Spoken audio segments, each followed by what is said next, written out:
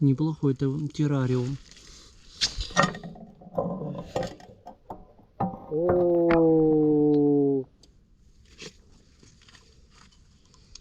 Винт у тебя не для этих целей, а ты его эксплуатируешь.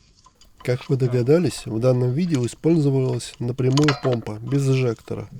Помпа это грязевая, ей можно качать не только чистую воду, но и небольшие включения, песок, траву, щебень. Но все это сильно изнашивает крыльчатку и корпус. К тому же более крупные элементы могут застрять, палки или крупные камни. Что и произошло в этом видео. Хоть и держали заборный шланг в основном сверху, траву и чуть-чуть муть со дна, все равно помпа забилась. К тому же эта схема боится завоздушивания шланга. Инжектор уже это не страшно, он вообще может работать на воздухе как пылесос, тянуть песок. Ой, это же тема следующего видео.